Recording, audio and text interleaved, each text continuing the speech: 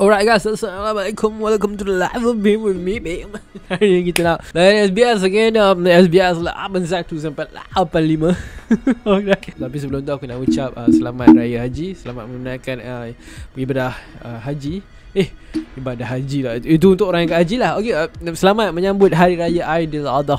Okay, alright. So kita terus start dengan volume 81. Sebab kita tak nak intro panjang-panjang, nanti kan lama pula kan. Alright, so ada pembaca ni dia cakap dia kurang faham pasal map One Piece. Maksudnya the whole thing lah. Pasal apa tu, New World, East Blue, West Blue, South Blue, North Blue, Red Line, semua benda tu lah. So aku rasa benda ni Oda tak payah explain pun, sebab aku sendiri dah pernah buat video pasal benda ni kan. Dah pernah masuk ML Studio juga video tu. So korang boleh check it out. Aku akan letak link kat bawah, okay, untuk video penerangan dan penjelasan ataupun yalah cover tentang the whole map yang buat masa ni lah, yang kita tahu kan. Sebab map One Piece tak complete lagi. Itu adalah tujuan kewujudan Nami dalam cerita. Dia yang complete kan map tu. Tapi dia punya pengenalan tu adalah seterusnya kita masih lagi ada fan-fan yang bagi tarikh lahir untuk karakter One Piece. Walaupun sebelum ni kita pernah cover yang Oda sendiri pun dah cakap yang dah tak payah nak minta izin dia, tak payah nak suggestkan dia sebagainya kat SBS sebab dia dah sediakan kalender. But I don't know why people still masih bagi, and diorang pun masih terima soalan ni masuk ke SBS. So aku tak faham. Alright, ini fan ni cakap dekat volume 80 chapter 800 kita boleh nampak ada 3 Tamaria, 2 Tamaria, apa benda ni, tertulis di satu bendera milik Yonta Maria Grand Fleet. So benda ni maksudnya apa? Maksudnya rank diorang ke kan? 3 Tamaria, 2 Tamaria semua ni. And then adakah betul Columbus berlayar di bawah bendera 3 Tamaria ni? And satu lagi fan dia tanya, adakah gambaran telur tersebut adalah Columbus punya telur? Okay, so itulah masalah dia bila kita dah translate dalam BM bahasa Malaysia, bunyi dia macam pelik gila. Tapi untuk orang yang tak faham, basically macam apa ni, Yonta Maria Grand Fleet ni dia adalah sebenarnya nama untuk Grand Fleet milik Olympus. Siapa Olympus ni? Siapa lagi kalau bukan salah seorang daripada aliansi Grand Fleet Straw Hat. And dia ni lah orang yang bertanggungjawab untuk menaik ke bilangan Grand Fleet. Luffy ni memang tinggi gila nilai dia sebabkan dia lah, sebab dia sendiri dah ada Grand Fleet. Dia dah ada Grand Fleet, dia join Luffy. So Luffy pula dapat Grand Fleet dia tu jadi Grand Fleet dia sendiri. So total Grand Fleet Olympus ni saja dah 4,300. Dia saja dah dekat ambil cover dalam 80% bilangan aliansi Luffy. Sebab total aliansi Grand Fleet Luffy tak silap aku dalam 5,600 something, 5,630, 5,640 something. Tapi dia saja dah ambil 4 sampai 4,000. So memang tinggilah bilangan dia untuk dalam aliansi Luffy ni. So kalau kita back semula dekat soalan tadi, kita dah side track sikit. So basically fan tu tanya tentang tulisan yang ada pada bendera diorang ni, tentang 2 Tamaria, 3 Tamaria ni lah. Macam ada sesuatu lah kan, macam rank ke benda apa maksud dia lah kan untuk kapal-kapal milik Olympus ni. So Oda pun jawab lah macam okay, basically ada 3 jenis untuk Olympus punya Yonta Maria Fleet ni. So yang paling kecil kita panggil dia sebagai Nita Maria. Dia ada 50 kapal kat situ. And then seterusnya yang sedang kita ada 5. Ini nama dia pula Santa Maria. And last kali kita ada cuma 1, and tapi dia adalah paling besar, apa kata, kapal utama lah. Ini yang dibagikan sebagai Yonta Maria. Dan telur tu pula ini actually berkaitan dengan satu history berkaitan dengan Christopher Columbus. So siapa yang kenal Christopher Columbus ni mungkin tahulah kan, dia adalah seorang explorer. Aku pun tak nak lah cerita panjang tentang dia. And then kenapa ada diorang tanya pasal telur ni semua, sebab dia dulu ada satu macam ada history lah berkaitan dengan telur dengan Christopher Columbus ni, yang mana dia something lah pasal dia macam dia challenge orang untuk tegakkan telur something. Lepas tu dia macam pump telur tu pun macam dia macam boleh berdiri tapi dia letak sikit kat bawah lah. So Oda macam ambil satu ideologi or something daripada telur yang crack tu, letakkan dalam kapal Olympus ni punya tema lah. Benda ni aku rasa korang kena search sendirilah. Aku rasa kalau aku nak explain benda ni, dia akan jadi lagi panjang and nanti terlalu side track lah kan, sebab kita nak fokus kat One Piece je. Tapi itulah dia. Aku rasa benda ni menarik sebab ini menunjukkan yang Oda memang detail gila. Dia orang kata dia macam yalah, bila dia buat sesuatu tu, dia bukan buat hentam je sesaja kan. Macam bila letak telur tu, bukan telur tak ada maksud kan, memang ada maksud. Even ada salah seorang ahli Olympus tu sendiri memang ada nama Columbus dan sebagainya. So Oda memang itulah, dia memang buat something memang ada kajian lah. Itu yang menarik Oda. Dia bukan buat happy, apa kata, suka-suka hati dia sahaja. Setiap apa yang dia buat tu memang ada maksud dia sendiri. Cuma kita je kena pandai cari. And then Oda tambah lagi sikit sebab yalah dalam cerita pasal Grand Fleet Luffy kan. So kita tahu ada dekat dalam almost 56 kapal saja datang daripada side Olympus. Ada satu lagi kapal besar milik Sai dan 7 lagi kapal kru dia. Okay, Hipponavi, Sai kan. Sai pun ada dia punya, dia bukanlah Grand Fleet tapi dia ada army dia sendiri. And then Cavendish pula hanya ada satu kapal lah, Hajruddin, itu kita punya Giant pun ada satu kapal je, kapal Viking. Manakala masa ni Idio dengan Leo masih belum ada kapal lah, kan. Aku tak tahu nak cakap apa. Aku memang tak sabar nak tengok macam mana function Luffy punya Grand Fleet ni dekat perang Final War ke apa nanti. Tak sabar. By the way, jangan terkejut sebab itu saja untuk volume 81. Sebab kita sekarang nak pergi ke volume 82. Memang tak nampaknya sangat yang menarik. So aku macam potong lah. Alright, ini menarik kalau boleh kata kelakar juga lah. Sebab okay, so basically fan ni tanya dari collection of grand ship One Piece kan, ada satu kapal ni kapal law tapi nama dia just Law Submarine lah kan. So fan ni tanyalah macam, tanya kat Oda kan, macam tak ada ke nama untuk submarine law ni kan. Sebab semua kapal ada nama dia kan. Macam macam Straw Hat dia kita ada. Sebelum ni ada kata Going Merry, ada Thousand Sunny kan. Si Kid pun ada nama kapal dia tu sendiri. Semua orang ada nama kapal tu sendiri. So law tak ada ke? So Oda pun jawab lah. Jawapan Oda yang biasanya kelakar sebab dia cakap, I didn't even know that they had such a merchandise. So basically dia tak tahu pun ada merchandise yang macam ni. Ada toys koleksi grand ship ni lah kan, kapal-kapal yang kita beli apa yang sambung-sambung ni. Tapi itulah Oda still lah bagi jawapan untuk soalan ni, iaitu nama kapal law ataupun submarine law tu sendiri adalah Polar Tank. Still juga ada selit-selit nama kata haiwan daripada bahagian kutub, bahagian laut sejuk kan dalam tema law ni. Macam pernah kita cover kat sebelum ni kan. And dia cakap kat sini jugalah, bagi dia ni salah dia lah sebab tak bagi tahu dia orang awal-awal kan. So maksudnya team merchandise lah kan. So tak boleh buat apa lah. Alright, fan ni tanya kenapa Oda suka lukis orang-orang tua macam banyak gila lah karakter orang tua dalam cerita One Piece kan. Dan Oda pun jawab lah yang dia memang suka all people. Okay, sebab dia rasa macam umur-umur yang macam ni untuk dalam cerita dia orang boleh bagi satu impak yang macam kuat lah kan. Macam which is, yelah kita tahu bukan untuk cerita Oda je, kebanyakan cerita-cerita anime basically memang sentiasa selit. Bukan sikit, boleh katakan tak adalah banyak juga, tapi boleh lah kan dia punya bilangan tu yang kata yang orang tu yang hebat-hebat lah. Macam Bleach kita ada Captain orang yang power gila kan. One Punch Man pun kita ada Silver Fang. One Piece pun kita ada Master Roshi dan sebagainya. Naruto pun kita ada orang-orang tua yang hebat. So bukan benda yang mengejutkan lah kan. And then Oda pun tambah lagi lah kat sini yang dalam reality ni Oda cakap selalunya umur-umur yang tua macam ni, golongan tua ni dia, manusia memang boleh jadi lemah dan sebagainya lah kan. Makin lemah, dalam cerita macam makin kuat ataupun kuat gila, tapi realitinya dalam dunia biasa ni dia orang sebenarnya makin lemah lah kan. And Oda cakap dia pun tak suka lah benda-benda macam ni sebab orang muda selalunya memang takkan respect lah kan. Tak ada respect sebab merasakan diorang ni lemah kan.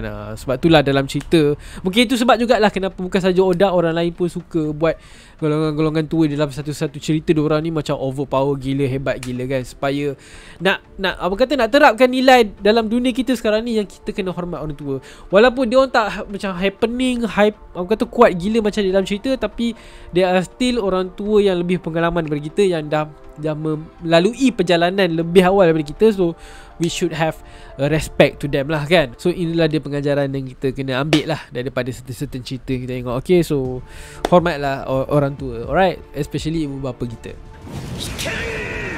Seterusnya ada fan seorang ni, dia bagi tahu dia nampak seekor mink pakai baju reindeer printed dekat baju dia. And gambar tu adalah reindeer yang chopper ada crush.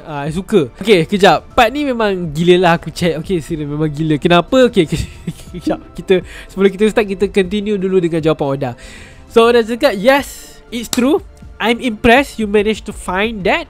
And macam kat baju tu ada tulis Milky kat bawah gambar tu. So itulah dia, Milky. Dia adalah idol of the Guardians. Okay, so dia memang famous lah. Okay, so jawapan Oda macam biasa je kan. So basically lepas aku check, lepas aku kaji benda ni bukan biasa-biasa tau. Sebab okay, Milky ni actually dia buat kemunculan dekat chapter 814. Okay, kat sini baru dia debut. Kat sini lah yang kita boleh nampak yang apa, Chopper start jatuh cinta and buat perangai macam ala-ala Sanji lah kan. Macam tu kan. Tetapi soalan ni actually is based on chapter 807. So basically maksudnya Oda dia macam ini adalah satu teaser, satu tease. Oda dah letak gambar Milky ni dekat chapter 807 and then dekat 814 tu barulah karakter dia muncul. Again, korang mungkin rasa macam benda ni biasa, tapi korang faham tak?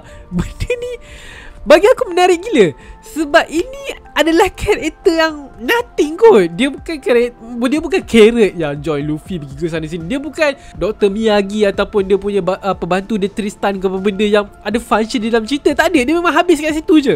Hanya dia lah SBS ni je yang Oda cakap dia ni adalah idol yang dia memang famous di kalangan Mings tu. Situ je lah. Tapi kenapa Oda perlu buat dekat chapter 807 ada gambar poster kat belakang, and then tiba-tiba dekat 814 dia muncul tu macam what? Apa detail gila. Why? And ada orang boleh perasan. Ada orang boleh perasan and tanya benda ni kat SBS. So aku rasa benda ni memang menarik gila. And benda ni lah yang aku nak baca and nak share dekat korang. Benda ni menarik. Seterusnya ada soalan tentang Sabo. So fan dia tanyalah kenapa Sabo simpan rambut panjang. Sebab yelah masa kecil rambut dia pendek. Dia menarik sebab kita tahu kebanyakannya cerita anime ataupun One Piece sendiri lah kan, macam mana penampilan dia masa kecil, macam tu jugalah penampilan dia masa besar. Okay, macam Luffy masa kecil rambut macam tu besar pun macam tu juga. Ace pun masa dia kecil macam rambut dia macam tu jugalah masa dia besar kan, betul tak? So kenapa Sabo masa kecil dia macam ala-ala botak kan, rambut pendek. So kenapa tiba-tiba simpan rambut panjang kan? So fan dia pun sajalah macam buat menarik sikit kan. Dia bagi choice lah, 3 choice. Dia cakap satu mungkin sebab dia nak tiru Ace, nombor 2 mungkin sebab dia nak show off rambut dia yang colour macam gold macam kuning-kuning situ, and then nombor 3 mungkin sebab nak nampak hot depan koala. Nombor 4 fashion. Oh sorry, bukan 3 dan 4. Tapi Oda tak pilih semua satu pun. Oda actually pilih nombor 5 sebab Oda cakap secara ringkasnya dia actually nak sorok parut kat muka dia tu kan. So itu sebab lah dia simpan rambut panjang. Actually menarik betul lah. Aku cakap korang SBS ni bila dapat soalan menarik lah, sebab aku memang tak terfikir. Betul juga Dan again masih ada yang suggest birthday, and aku memang pelik gila. Aku tak faham lah kenapa kan. Oda cakap tak payah tapi still ada. Dah aku tak nak cover dah. Benda-benda birthday dah tak nak cover dah. Okay, so itu saja untuk volume 82 dan kita pergi ke volume 83. So fan ni tanya tentang introduction kepada 20 crew member lah. Dia ingat semuanya adalah lelaki tapi rupanya ada yang perempuan lah kan. And then Oda pun expose lah 3 daripada 20 ni. And aku selit sikit lah untuk cover since yelah Krulo ni kita bukan kenal sangat pun kan. Tak menyelah, tak famous. Sikit kita kenal Bipo. So basically yang perempuan ni itulah nama dia adalah Ikaku. Lepas tu kita ada Uni, lepas tu kita ada Cleon, and lebih kurang lah macam SBS sebelum ni. Memang semua ni masih lagi dengan tema ice cold sea, haiwan laut sejuk lah kan. Macam apa kata Ikaku ni bermaksud narwhal. Lepas tu si Uni ni pula bermaksud sea urchin, and Cleon ni pula adalah sea slugs. Okay. Yang ni menarik sebab ia melibatkan our waifu Viola. So fan dia tanya kenapa Doflamingo and Viola exchange nama, macam Viola panggil dia Doffy, Doffy panggil dia Violet. And then Oda jawab lah yang actually ada deep secret setting yang Oda dah set and dia tak dapat nak cerita dalam cerita lah kan.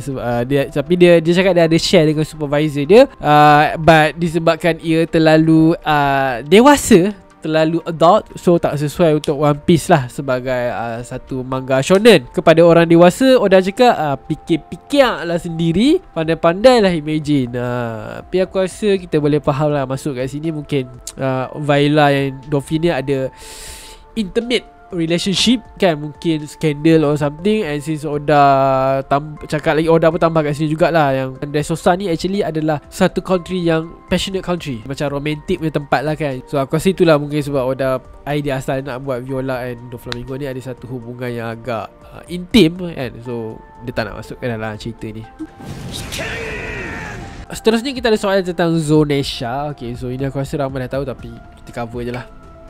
So WhatsApp dengan dia punya kaki lah kan, apa hal kaki dia panjang gila? Adakah sebab dia asalnya daripada long ring long land kan, sebab yelah kaki dia panjang kan. So Oda pun jawab lah yang yes, you are focusing on something very interesting. Memang kita akan fikir macam pelik, yelah seekor gajah yang berdiri di tengah laut. Tapi yelah bila kita fikir laut tu dalam, macam mana logik dia kan, macam mana dia boleh berdiri. So Oda pun cakap lah kat sini yang the truth is, nama saintifik untuk gajah ni adalah Naitami Norida elephant, iaitu gajah yang memiliki kaki yang terlebih besar dengan sendi yang berlebihan. And by the way, nama saintifik ni yang Oda bagi ni, dia still adalah nama untuk kategori haiwan di dalam cerita saja. So dia tak ada kaitan dengan dunia reality ni pun kan. Yelah macam ada nama saintifik kan, macam ui ni real ni, memang ada gajah ni kan. Tak ada, memang itu Oda letak dalam cerita saja. And then yang menariknya, kenapa Oda letak nama saintifik macam tu, sebab untuk dalam bahasa Jepunnya, kalau kita translate, dia bermaksud elephant resembling Dali painting.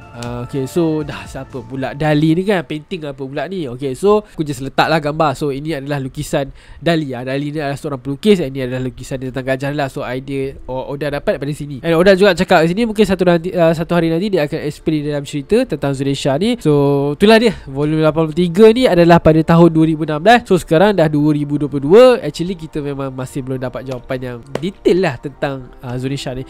Ada sedikit selit di sana dan sini lah kan, pasal yelah Joy Boy lah, apa benda lah, semua benda kan. Ingatkan dia datang Wano tu, macam banyak lah benda kita tahu. Tak tahu je dah kena patah balik kan. Dah tak layan dah pasal Zunisha ni. So tak tahulah bila lagi kita akan dapat cerita Zunisha.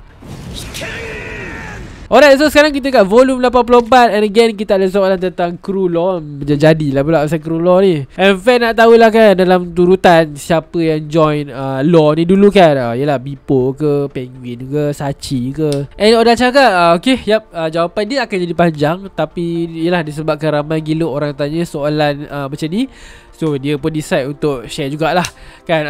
Tapi itulah sebab panjang, aku pula yang akan ringkaskan sebab aku tak nak cerita panjang sangat. Untuk Sachi dan Penguin ni, dia memang asalnya daripada situlah, daripada Swallow Island tu.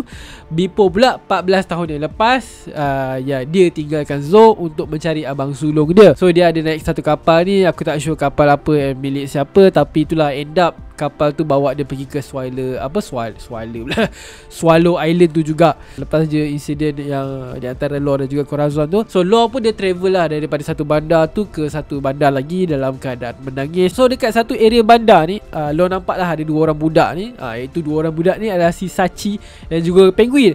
Dia duk bantai seekor polar bear. Dan seekor polar bear tu siapa lagi kalau bukan si Bippo. So Law pun geram, dia nak selamatkan polar bear tu pun, dia pun bantai lah dua orang budak tu kan, iaitu si Sachi dan juga Penguin. And disebabkan peristiwa tu lah, si Sachi dengan Penguin macam respect dengan Law, and dia berdamai lah balik diorang semua. Empat orang ni lah memang sama-sama menubuhkan Herd Pirates. So tak ada turutan, tak ada siapa yang masuk dulu, memang sama-sama empat orang ni tubuh Herd Pirates. Sebab tu empat orang ni rapat gila dengan Law.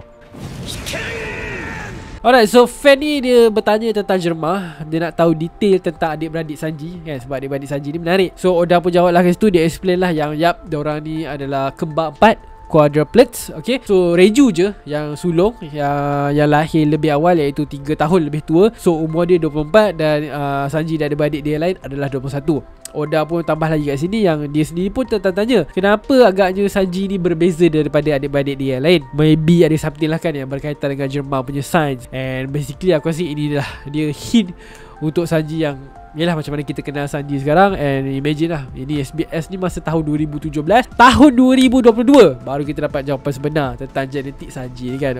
So orang yang tanya soalan dia lama gila lah kena tunggu kan, bertahun-tahun. And now kita dekat final SBS volume 85. Okay, kat volume ni pun sama, memang tak ada banyak benda yang menarik. If menarik pun mostly aku rasa dah ada dalam manga, and agak obvious lah untuk kita, macam kita dah faham sangat lah. Tapi ni ada satu best, ini aku kena share korang. Okay, so basically fan ni cakap masa dekat chapter 800 kita ada satu scene ni, scene Sun's Cup. Okay, iaitu ni adalah scene di mana terbentuknya Grand Fleet Straw Hat. And fan ni cakap masa dekat panel yang diorang tengah hold cup of sake tu, okay, Oda ada tulis jenis sound effect yang berlaku dalam manga ni kan, ialah supaya kita sebagai reader kita boleh imagine lah bunyi ni kan. Oda selalu buat benda tu kan. Kalau ada bunyi macam pam pam pam, dia letaklah dalam masa jemput tu kan, macam efek bunyi pam pam pam ke bum bum bum, benda semua tu lah, sound effect lah kan. Sebab yelah, kalau kau nak betul-betul faham anime lah kan, tapi dalam manga mesti kau nak imagine juga kan. Macam yelah, bukan semua benda bunyi sama. Macam bunyi yang berkaitan dengan besi, dia mesti ada bunyi macam ting ting ting, ping ping ping kan, bunyi yang binggit kan. Kalau benda yang macam melibatkan kayu ke apa benda lain pula bunyi ni kan. So aku rasa korang faham lah kan function untuk letak sound effect tu. Tapi cuma yang menarik je kat sini, fan ni cakap diorang ni cuma 7 orang. Okay, so kenapa sound effect Oda letak tu ada 8 kali bunyi kan. So yelah, siapa seorang lagi, ada 7 kan. Tetapi by the way, aku ada cubalah korek-korek sikit kan. Macam yelah, kat mana benda ni tak, memang aku tak jumpa. Aku tak jumpa sound effect tu, aku tak jumpa scene yang mana. Dia pun tak nak bagi contoh dekat SBS. So aku tak sure lah. Tapi siapa yang ada jumpa lukisan part ni and sound effect punya bunyi tu, tulisan tu, tolong share dekat Telegram lah. Cuma tapi walaupun tak ada gambaran tu, aku boleh faham lah soalan dia tu. And jawapan Oda agak menarik. Sebab Oda pun dia cakap dia memang terkejut gila, terkejut beruk sebab ada orang perasan pasal benda ni. And Oda pun cakap lah benda ni macam satu insiden lah kan. Dia pun macam biasa lah, acah-acah lah. Macam kes si siapa, Mr. Tree dulu kan, yang sepatutnya Devil Fruit user tak boleh terapung, tiba-tiba terapung. So Oda pun tiba-tiba lah tambah yang kononnya ada apa, dia duduk atas kayu lah apa benda lah kan. So situasi sama kat sini juga. Oda buat lah cerita yang kononnya memang ada orang ke-8, iaitu seorang perempuan tua yang kebetulan lalu kat situ. And then Oda pun cakap lah yang dia very very sorry, and harapnya benda korang semua boleh lupakan lah benda ni kan. So ini adalah satu benda bagi aku sangat-sangat penting lah untuk kita masukkan dalam segmen SBS ni, supaya kita korang semua sebagai fan Oda, fan One Piece, kita boleh ingat dan faham lah Oda ni memang hanyalah seorang manusia biasa kan. Sebagai macam mana hebatnya dia tetap boleh buat satu kesilapan. Sebab even dekat SBS ni kan, lepas je soalan tadi tu, ada satu lagi soalan ni tentang fan tanya what is a heart full of belief kan. Oda pun jawab lah, dia macam for example, the strength of mind to not let astray by the deceptive lies of adults who cannot admit their own mistake kan. You have to be strong enough to say no, old lady just gonna be passing by on a boat, that makes no sense. Maksudnya untuk dia cover balik situasi tadi, macam basically alasan dia bagi tu mengarut lah. Tapi aku sure dia faham, yang fan pun faham apa yang nak cuba sampaikan. Sebab yelah, dia tak nak buat benda ni terlalu serius kan. So of course ada buat kelakar sikit. Tapi itulah, kesilapan boleh berlaku. Tapi itulah hebatnya Oda, kadang-kadang walaupun benda tu dah satu kesilapan, dia tetap boleh cover juga macam mana pun kan. And then again lah, masih ada yang bagi try lahir. Kita abaikan benda ni, pening berlaku. Ramai betul orang bagi try lahir, memang banyak gila. And itulah dia last kali soalan daripada fan ni tentang apa yang berlaku dekat chapter 845. Dia cakap dia nampak ada 3 karakter ni yang rupanya hampir sama dengan Opera. Adakah mereka kembar 4 macam Sanji? So untuk korang yang lupa Opera ni siapa, basically kita dah masuk dekat Walking Island punya arc untuk volume ni. And so Opera tu adalah salah seorang pada anak Big Mom lah. So diorang ni bukan kembar 4, tapi diorang ni actually adalah kembar 5 quintuplets. And yang macam korang yang pembaca tengok baru 4. Oda cakap ada seorang lagi actually kan, kembar 5. So start dengan Opera tadi, dia adalah anak yang ke-5, Counter anak ke-6, Kadeza anak ke-7, Cabaletta anak ke-8, dan Gala anak ke-9.